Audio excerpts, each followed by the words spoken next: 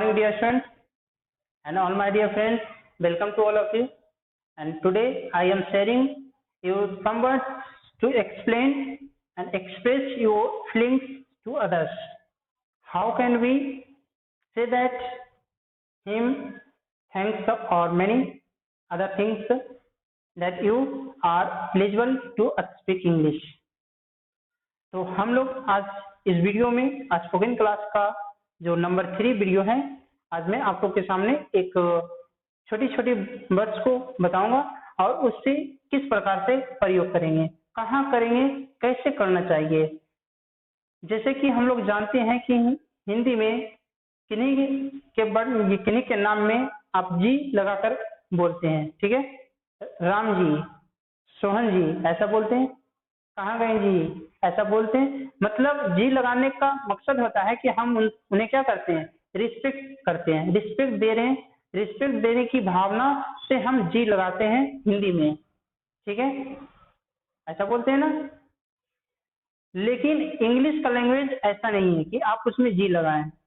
English के language में जी लगाने का कोई रिवाज नहीं है, लेकिन इंग्लिश के लैंग्वेज में आप कुछ ऐसे वर्ड्स का प्रयोग करें जिससे पता लगे, जिससे लगे लोगों को नहीं ये जो बोल रहा है या फिर बोल रहे हैं कि बहुत अच्छे बोल रहे हैं, मैंने ये रिस्पेक्टेबल वर्ड है, अच्छा कर रहा है, ठीक है। तो इन सभी वर्ड्स का प्रयोग हमें करना चाहिए, तभी हम लोग इंग्लिश बोलेंगे। ज्यादा अभी हम लोग बोलने की अभी तो स्टार्टिंग कर रहे हैं, अभी 3rd क्लास है, तीसरा क्लास अभी चल रहा है स्पोकन का। तो अभी यहाँ से आप स्टार्टिंग करेंगे और इस वर्ड का प्रयोग करेंगे जो मैं आपको बताऊंगा। यहाँ इन सभी शब्दों का कहाँ कहाँ प्रयोग करेंगे तो समझिएगा। जैसे में प्लीज है ना, प्लीज क्या है, कृपया। तो क्या बोलते हैं, अगर हिंदी में किसी से मांगते हैं जरा एक गिलास पानी देना, जरा एक कलम देना, ऐसा बोलते हैं, तो ये असभ्य माना जाता है। Give me a glass of water, give me a pen, ये आप ऐसे डायरेक्ट बोलिएगा तो ये क्या है, देने को दे देंगे, मिल जाएगा, लेकिन अगला समझेगा क्या, जिनसे आप मांग रहे हैं, तो ये क्या होगा, अपनी पहचान खराब हो जाएगी, ठीक है। तो उसके वजह से आप क्या बोलेंगे, उसके स्थान पे गिव मी ए वाटर के स्थान पे please give me A water. देखिए यहाँ पे give me a glass of water, ये क्या होगा, असभ्य लैंग्वेज हो गया, इंग्लिश का एक असभ्य लैंग्वेज हो गया। लेकिन अगर इसी को please give me a glass of water, इससे ये अर्थ होगा कि नहीं, जो बोला है बहुत रिस्पेक्ट से बोला, अगर नहीं देने का भी होगा फिर भी वो देगा, क्यों, क्योंकि आपने लगाया प्लीज, ठीक है। तो प्लीज का मतलब ये होता है कृपया। और देखिए समझिएगा, give me a glass of water और प्लीज को अगर लास्ट में बोलते हैं तो ये और रिस्पेक्टेबल बनता है। Give me a glass of water, glass of water please, ये लास्ट में बोलने से क्या है, थोड़ा उसको लंबा खींचना है। Give me a glass of water please, लेकिन स्टार्टिंग में बोलिए तो please give me a glass of water. दोनों सेंटेंस एक ही है, लेकिन डिफरेंस कितना है, हरी बात समझिए, क्या है ये ज्यादा रिस्पेक्टेबल होता है प्लीज को लास्ट में लगाने से। उसी प्रकार से आपका काइंडली है, प्लीज के स्थान पे आप काइंडली लगा दें तो वही अर्थ देगा, कृपया का ही मतलब प्लीज दोनों क्या है, सेम वर्ड है, ठीक है। तो यहाँ भी वही कर सकते हैं, प्लीज के स्थान पे काइंडली का भी प्रयोग करेंगे, ठीक है। प्लीज के स्थान पे काइंडली का प्रयोग कर सकते हैं। Kindly give me a glass of water, give me a glass of water kindly, last में ऐसे बोलेंगे। तो आपको जो ये सेंटेंस बोलेंगे तो अगला सुनने वाले जो होंगे उन्हें लगेगा कि नहीं ये कुछ सेंटेंस बोला है, बहुत अच्छा बोला है, तो अपने आप को दिखाएंगे कि हमें भी कुछ इंग्लिश आती है। अभी ज़्यादा नहीं आती है बट इतना आता है कि हम कुछ आपको बता सकते हैं, ठीक है, हम कुछ बोल सकते हैं, अपनी भावनाओं को हम अपनी भावनाओं को आपके सामने बता सकते हैं, शेयर कर सकते हैं। तो समझ गए? ये दोनों वर्ड क्या है? सेम है। प्लीज और काइंडली क्या है? सेम वर्ड है, जिसका अर्थ होगा कृपया। पहले कृपया इस प्रकार से लिखा था, लेकिन अब कृपया ऐसे लिखा गया, पूरा पाव होना चाहिए। ये अब नए ग्रामर में ये क्या होगा? राउंड माना जाता है। ठीक है, तो इसे आप नहीं लिखें तो अच्छा है, आप उससे भी लिखें तो भी मान लीजिए सही हो जाता है, लेकिन नए ग्रामर में ये सही हो रहा है। अब है सॉरी। बात बात पे अब सॉरी बोलना है। मतलब कुछ भी अगर गलती होती है, हल थोड़ी सी भी अगर मिस्टेक होती है, तो आप क्या करेंगे? सॉरी। मतलब ये तो जब बोलेंगे तो जिनके सामने आप बोलेंगे उन्हें लगेगा नहीं ये गलत किया, अपने आप में ये महसूस करना है। गलती को महसूस करना ही हमारी सबसे बड़ी धर्म है।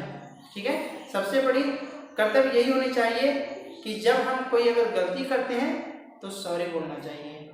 ठीक है, तब लगेगा कि नहीं ये लड़के में कुछ है, कुछ सीखने को इच्छा है, तब आप ये अपनी इच्छा को बताएंगे। उसी प्रकार say excuse me. Excuse me का मतलब आप किन्हीं से अगर टाइम पूछना चाहते हैं तो क्या कहिएगा? बताइए जरा, समय कितना हुआ? ऐसे बोल देते हैं, हिंदी में बोलते हैं। लेकिन इंग्लिश में अगर बोलना है टेल मी टाइम, समय कितना हुआ, अगर वही बोलना है tell me time please, please tell me time. उसी प्रकार से आप सेंटेंस को बोल सकते हैं excuse me, tell me time, या व्हाट्स टाइम। क्या बोलेंगे? प्लीज टेल मी टाइम, या फिर tell me time please. Okay, उसी प्रकार से इसी सेंटेंस को आप बोलेंगे excuse me, what's time now. मतलब ये हुआ excuse me, what's time now, अभी समय क्या हुआ है। तो ये आप कहेंगे तो तुरंत बता देंगे कि समय इतना हुआ। अगर हिंदी में बोलेंगे तो वो भी बता देंगे, बट लगेगा क्या कि इंग्लिश है ना, इंग्लिश स्पोकन कर रहे हैं तो इंग्लिश में आपको बोलना ही अच्छा है। तो अब क्या करेंगे? एक्सक्यूज मी है ये क्या है? एक रिस्पेक्टेबल वर्ड है। आप ये भी डायरेक्ट बोलिएगा, व्हाट्स टाइम तो भी बोल देंगे, बट लेकिन इससे पता क्या होगा कि ये असल ही इंग्लिश है। आप किसी से कुछ पूछ रहे हैं या कुछ मांग रहे हैं तो ऐसी थोड़े, ऐसे नहीं है। उनके लिए आप क्या करना होगा? एक रिस्पेक्टेबल वर्ड का प्रयोग करेंगे। तो excuse me, what's time, excuse me, tell me time. उसी प्रकार से अगर एक्सक्यूज मी और है, जैसे दो व्यक्ति आपस में बात कर रहे हो, दोनों आपस में बात कर रहे हैं और हमें बीच से गुजरना होता है, मतलब हटने दें, अगल बगल से रास्ता नहीं है, तो क्या कहेंगे? एक्सक्यूज मी प्लीज साइड, ऐसे बोल सकते हैं। मतलब उन्हें क्या करना है? जाने देना, हटने का आना, एक्सक्यूज मी प्लीज साइड। या फिर आप कहीं दोस्तों के संग बैठे हुए बात कर रहे हैं और आपको कहीं अगर खांसी आ रही है या छींक आ रही है तो आप क्या बोलेंगे? एक्सक्यूज मी। मतलब आपको क्या करना है? बाहर जाना है, तो वहाँ पे आप क्या करेंगे? एक्सक्यूज मी करेंगे। ओके, क्या बोलना है? Excuse me. बट आपको ही आपके समझ में आ जाएगा कि ये एक्सक्यूज मी बोले तो मतलब ये बाहर जाना चाहते हैं। या फिर कोई स्टूडेंट्स होते हैं कि क्लास में बैठे हैं छात्र और सभी ये क्लास पूरे बैठे हुए स्टूडेंट्स यहाँ पे और टीचर कुछ बता रहे हैं और किन्हीं स्टूडेंट को कुछ पूछना है। ठीक है, किन्हीं स्टूडेंट को कुछ पूछना है तो डायरेक्ट सर खड़ा हो जाते हैं, सर मुझे कुछ पूछना है, सर मुझे ये समझ में नहीं आया। तो ये गलत बात है, ये सीधा सीधी एकदम बीच में टोकना बहुत गंदी बात है। अगर कुछ पूछना है तो आपको सबसे पहले इंडिकेट करना होगा, मतलब हाथ खड़ा करना है, तो टीचर समझ जाएंगे कि वो हाथ खड़ा किया क्या कारण है, तो वो अपनी वाणी को रोक देंगे। तब आप कहेंगे एक्सक्यूज मी सर, इस तरह से may I have asked a question. इस प्रकार के आप सेंटेंस को बोलेंगे एक्सक्यूज मी सर,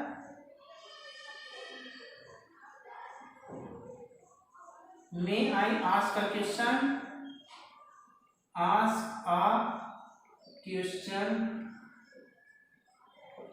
या फिर डायरेक्ट आप इतना केवल बोल दें टीचर के सामने पढ़ा रहे हैं, जब आप इतना ही बोल देंगे तो वो समझ जाएंगे, ठीक है, क्योंकि वो टीचर है, उनको सब समझ में आ जाती है कि बच्चा क्या करना चाह रहा है।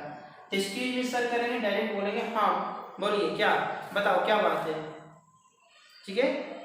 तब इन सभी बातों को आप अपने स्पोकन में जितना ज़्यादा यूज कीजिएगा बहुत अच्छी होगी, अच्छा रहेगा।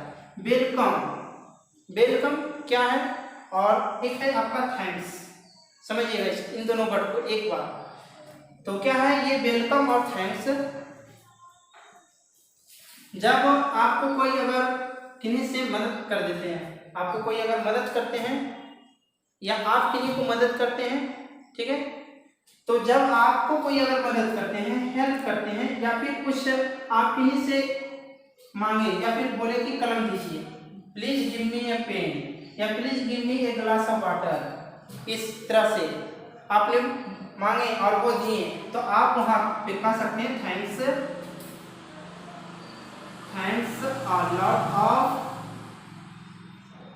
लॉट ऑफ, या many many thanks, many many thanks, बहुत बहुत धन्यवाद, ऐसा आप कह सकते हैं। और कहना चाहिए जब आप किन्हीं से कुछ डिमांड किए और वो आपको दिए लाके, तो आप ये कहेंगे thanks, thanks a lot of, या मैनी मैनी थैंक्स, या thank you so much, thank you so much,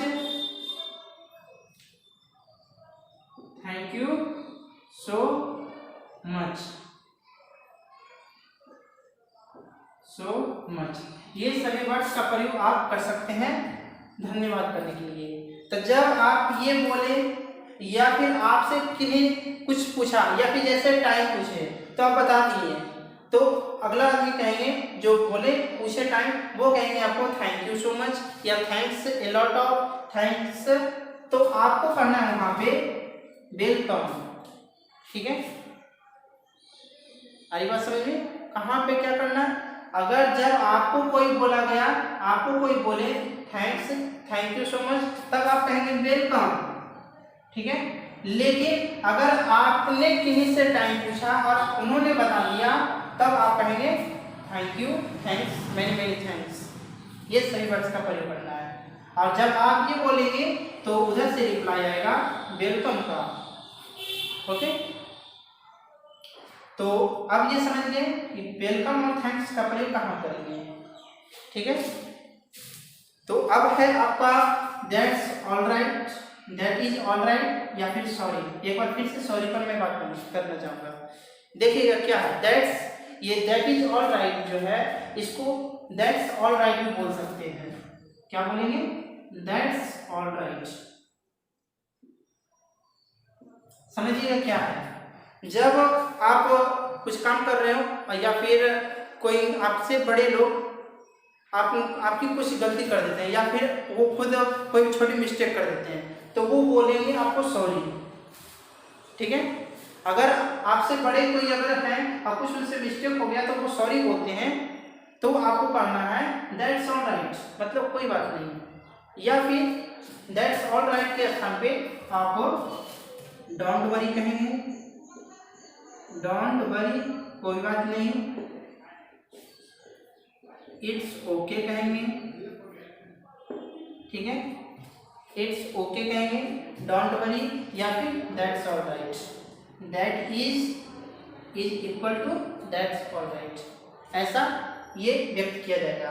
तब यहां से लगेगा जिन्हें जो अगला वो बोले सॉरी, उन्हें लगेगा वाह क्या बात है, बहुत अच्छा, मैंने गलती किया सॉरी बोला, लेकिन उसे अच्छा नहीं, मतलब वो क्या हुआ, मेरी गलती को स्वीकार नहीं किया, ठीक है, मेरे वो गलती को नहीं माना, वो मुझे क्षमा कर दिया, ये ऐसा है। तो ये आप इस तरह के बातों को आप बोलेंगे, ठीक है। समझ में आ गया दैट्स ऑलराइट या सॉरी का प्रयोग कहाँ करेंगे। लेकिन चलिए देखिए, और है थैंक्स, अगर कोई आपको बोलते हैं तो आप वहां पे कहेंगे क्या, इट्स ओके, या फिर वेलकम, ठीक है, वहाँ भी आप कर सकते हैं।